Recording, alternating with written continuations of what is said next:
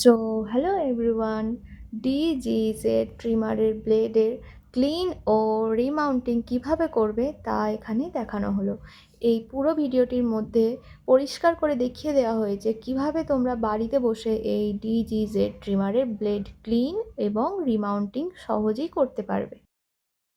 এই সম্বন্ধে আরও কিছু জানার থাকলে কমেন্ট করো এবং আর দেরি না করে শেষ পর্যন্ত ভিডিওটা দেখে নাও।